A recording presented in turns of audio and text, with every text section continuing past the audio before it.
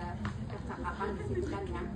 Nah, yang pertama alat sudah didekatkan dengan pasien, ya, menjelaskan prosedur juga apa misalnya tadi untuk mengeluarkan serpihan kayu misalnya ya yang ada di mata Bapak. Kemudian setelah itu, setelah kita sudah siapkan, sama kita nyiapin cairan yang akan untuk irigasinya. Kalau misalnya tadi tidak ada kom, berarti kita butuh needle yang lurus ya untuk masuk ke tempat penyimpanan flakon atau plakbot gitu ya.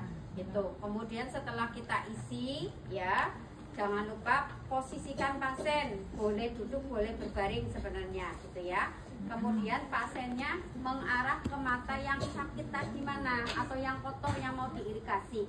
Misalnya pasiennya mau diirigasi sebelah kanan, kirinya pasien, maka pasiennya ke arah sini. Ya, gitu. Suruh miringnya ke situ, gitu. Atau ke sebelah kiri, gitu ya. Itu tergantung yang sakitnya mana. Setelah pasien dimiringkan, jangan lupa tadi ada lampu yang menyorot tadi, lampu standnya untuk memudahkan kita bekerja.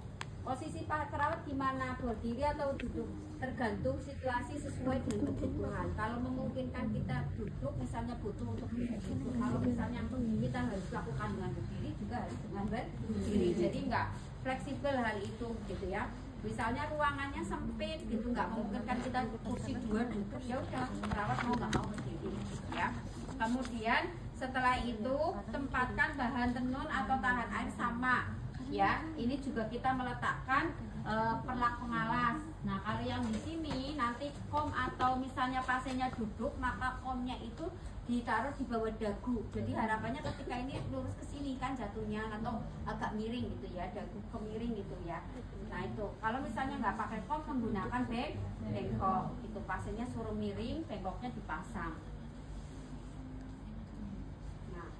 Pasiennya miring sebelah sini atau sebelah sana. Kalau misalnya mau sebelah sana ya kita begini matanya. Gimana caranya sehingga ketika itu pasiennya nyaman. Itu ya. Kemudian setelah kita sudah memiringkan pasien, menyiapkan bengkok dan sebagainya, kita mulai membersihkan kelopak mata dulu ya, dengan arah mana? Pusat kantus dalam ke kantus luar. Kantus dalam, kantus luar maksudnya gimana? Dari mana ke mana? Kantus ke mana? Ini loh. Jadi dari sini ke sini kita bersihkan dulu dengan menggunakan bola-bola kapas dulu. Ya, dan jangan membersihkannya dari sini ke sini. Salah, tapi dari kantus dalam ke arah kantus luar. Ya, kita bersihkan dulu. Setelah itu baru kita buka kantung konjungtiva bawah dengan menggunakan telunjuk dan ibu jari terpisah. Jadi nanti kita ginikan. Nah, gitu. Ya kita nah ya kayak yang banyak. Ya kita buka. Ini, terus boleh gini. Kalau enggak misalnya memungkinkan begini, tapi gini aja. Gitu ya. Jadi kita harus membuka area itu.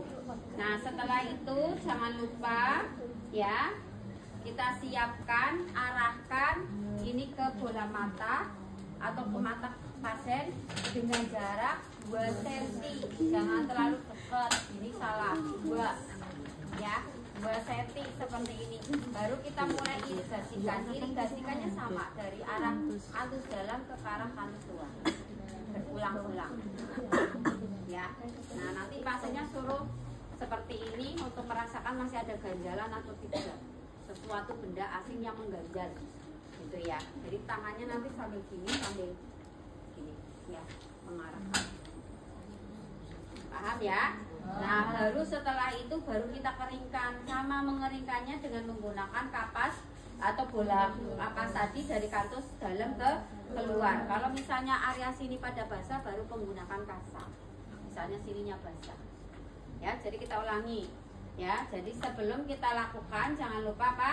Bersihkan dulu dari kantus dalam dan kantus luar. Kalau misalnya kok kotor banget, boleh 2 kali. Misalnya satu sisi diganti seperti ini ya nggak apa.